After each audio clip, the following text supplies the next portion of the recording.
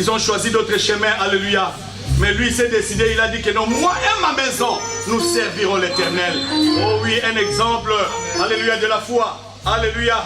Il viendra lui-même nous parler en l'heure, en l'âge. Alléluia. Et c'est pour la première fois, nous avons notre papa, alléluia, homme de Dieu, alléluia. Oui, vraiment que je respecte beaucoup, alléluia. Et nous respectons un homme quand il a des exemples, alléluia. Quand il a des témoignages, alléluia. Et c'est vraiment un homme à respecter. Amen. Nous le bénissons. Et est-ce que vous êtes prêts pour l'accueillir, alléluia? Vous êtes prêts, alléluia?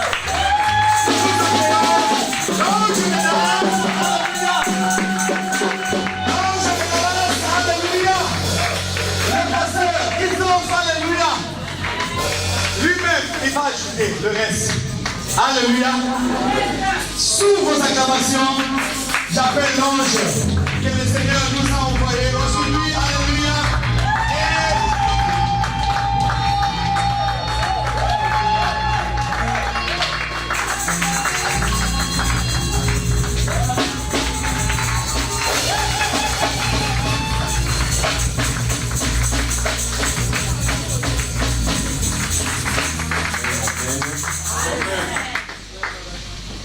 Que le Seigneur vous bénisse. Amen. Nous sommes contents d'être au milieu de vous. Vraiment, c'est un miracle. Nous, avec mon épouse, maman Wivine, on s'est dit on va visiter un peu Istanbul pour 2 ou 3 jours. L'éclat de Dieu. Et on ne savait pas où on allait. On s'est dit tout simplement. Elle vient de Matadi, comme elle est là. Toujours en voyage. Elle était à Matadi. Alors on s'arrange, on se dit, ok, bon, comment on va faire? Comme je viens avec les bagages, moi j'amène l'enfant. Nous habitons Dallas. J'amène l'enfant à Washington. L'enfant rentre avec les bagages à Dallas. Toi, de Washington, nous partons en Turquie. Nous faisons 3 jours, 4, nous rentrons. Donc il n'est pas encore arrivé. Il est encore en voyage. Elle est en voyage. Donc, mais pour venir ici, on s'est dit, on va aller où? On ne connaît pas la langue, on ne savait même pas quel est l'argent qu'on prend ici. Donc tout ça, on devait commencer à Google pour savoir qu'est-ce qu'on fait. Alors elle me dit, non, mon amie à Paris, elle a dit, elle connaît un pasteur là-bas, bon, on peut aller. Ok, on appelle la numéro. Non, on n'a pas ce numéro. On me donne notre numéro comme ça. J'appelle, ça ne passe pas. Ok. Bon, je lui dis, le numéro ne passe pas. Bon, le pasteur se débrouille à Paris là-bas. Oh, non, on a trouvé sa femme. Ok, bon, le numéro, tout ça, on appelle. On arrive à Istanbul. On arrive à Istanbul. Moi, je ne l'ai jamais vu. Il ne m'a jamais vu. Mais il a jamais parlé. Amen. C'est seulement ça. Alors quand on arrive là-bas, il dit, oh pasteur, moi je dis, oh pasteur, ok, c'est fini. C'était direct. Amen, amen. Amen. Dieu fait des choses bonnes en son temps. Amen.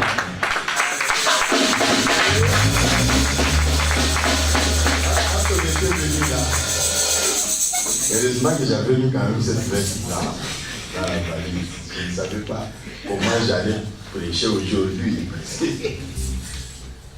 Et elle s'est débrouillée hier, elle a dit, mais comment je vais aller à l'église demain? Parce que nous, on était venus comme des gens qui, bon, on arrive, on est à l'hôtel, mais tout ça, on se promène en babouche ou en quête, tout ça, bon, et puis on rentre. Maintenant, il faut aller à l'église. Amen, amen. Je ne veux pas mentir pour dire, oh, notre église vous a servi, parce qu'on ne savait pas qu'on allait venir. Amen. Notre église vous salue déjà. Amen. Nous sommes de la cité Béthel. Nous sommes les enfants de l'apôtre Emmanuel Millet. Alléluia.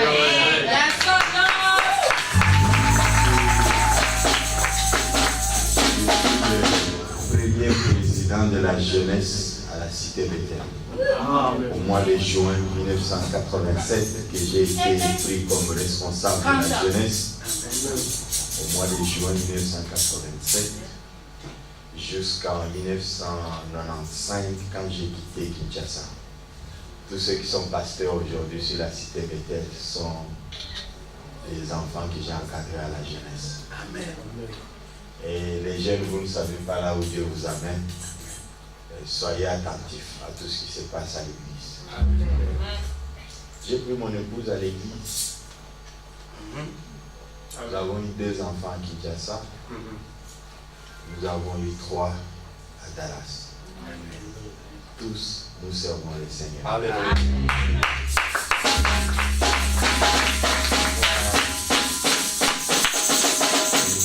Il va chuchoter un peu quelque chose à l'oreille de celui qui joue au CLT. Parce qu'avant que je prêche, il a toujours chanté. Amen.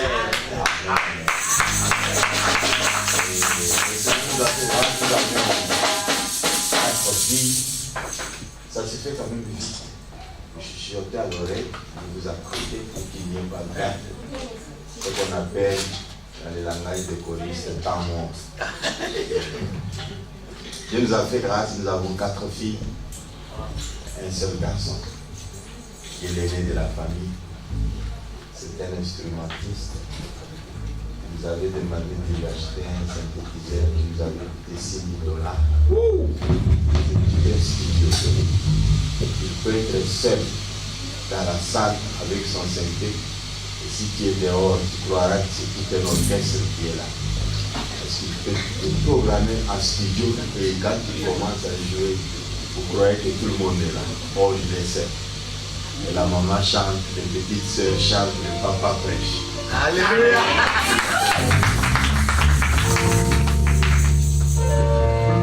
La maman là,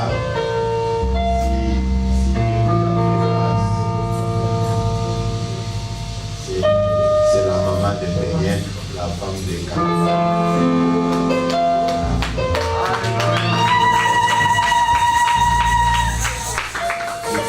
C'est la maman de Péniel, la femme de Mike Kalapaya. Et le papa de Péniel.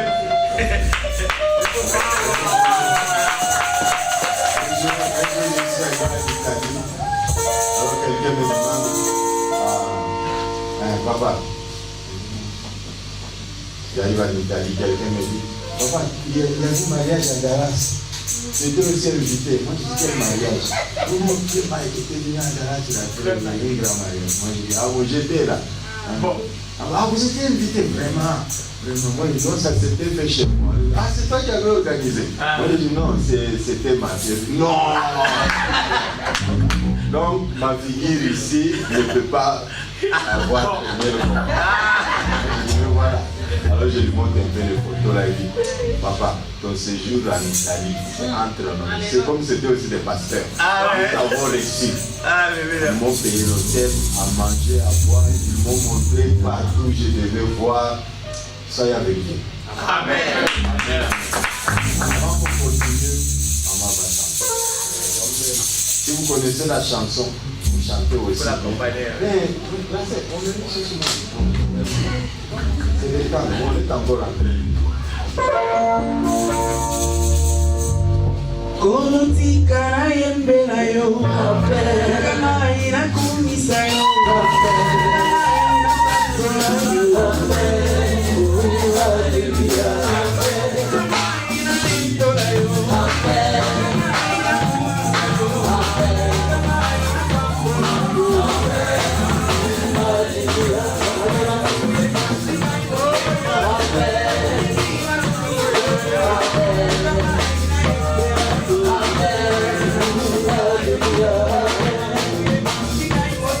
Amen.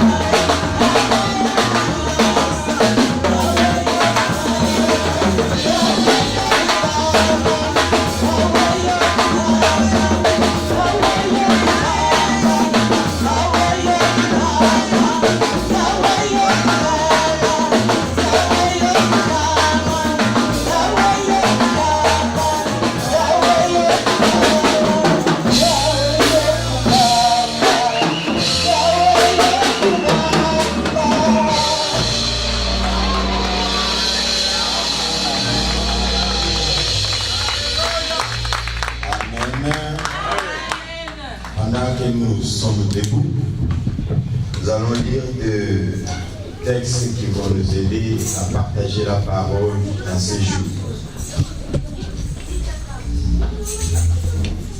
Le premier texte, nous sommes en Hébreux, chapitre 12. Je commence à partir du verset 18.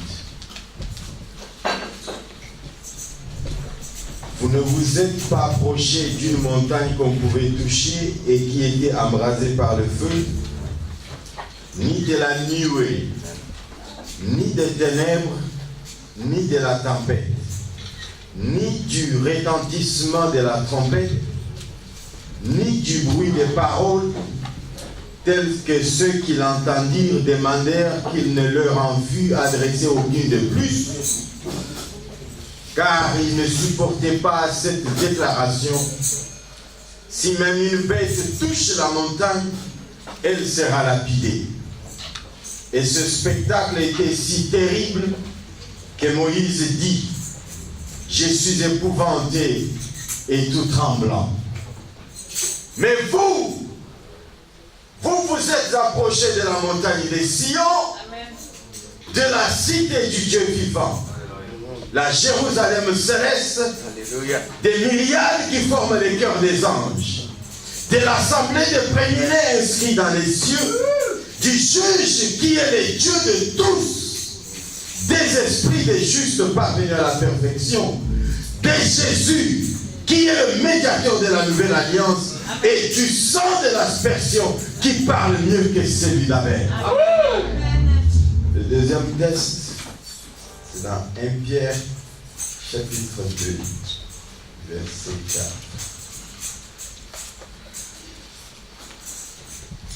4. Approchez-vous de lui, pierre vivante, rejetée par les hommes, mais choisie et précieuse devant Dieu.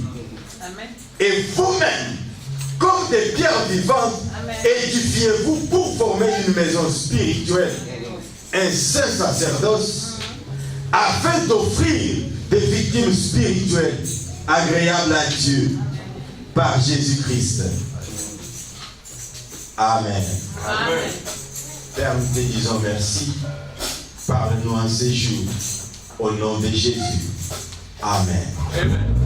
Nous allons nous asseoir dans la présence du Seigneur. Amen.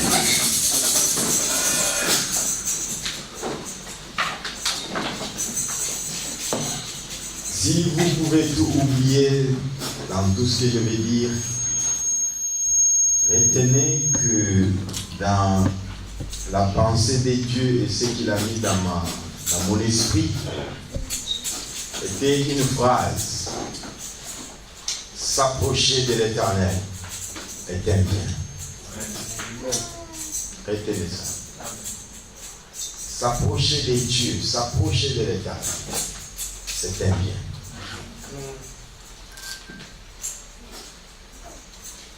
Les seuls jours que j'ai vécu avec le pasteur Alain, j'ai rencontré quand même une partie de gens qui habitent ici. Que ce soit au restaurant, que ce soit dans les magasins, que ce soit dans la rue. J'ai vu parler avec des gens. Et souvent quand certaines personnes, la majorité, sur les 100% des personnes qu'il a rencontrées, je peux dire 80%, il a posé la question: comment tu ne te fais pas voir? Oh, pas ça. C'est dimanche, je serai là. La plupart ont dit ça. Moi j'ai dit bon, dimanche, c'est là. Donc le dimanche passé, il n'était pas là. Donc si le pasteur a posé la question, c'est-à-dire peut-être 2 ou 3 dimanches, il ne sait pas le voir. Mais il sera là le dimanche. Seigneur, qu'est-ce que je peux dire? Parce qu'il n'était pas là. Il ne sait même pas quel est le programme de l'Église, où est-ce qu'on en est avec l'évolution de la vie de l'Église. Parce que c'est chaque dimanche qu'on ajoute quelque chose pour que le dimanche qui vient, que nous puissions monter des grades, que nous puissions avancer, aller de l'avant. Mais il s'est absenté 3 dimanches. Il n'était pas là. Même quand il va venir dimanche, il n'est pas là avec nous.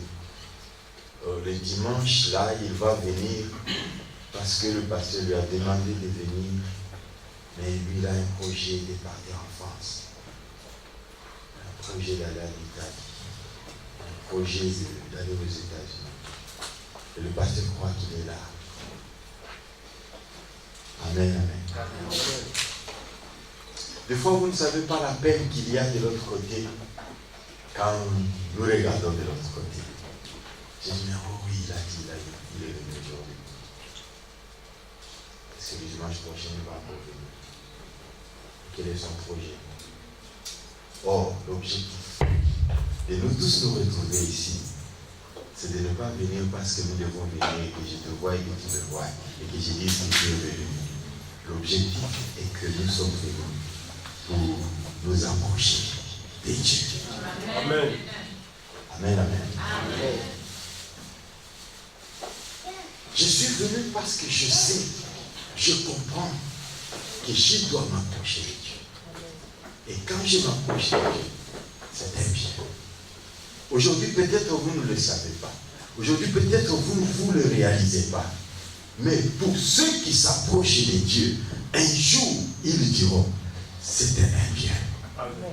Je me suis fait du bien en m'approchant de Dieu. Amen. Plusieurs ont regretté, ils ont dit, mais pourquoi je n'avais pas pris ces choses au sérieux? Il y a des gens que nous avons connus à l'église.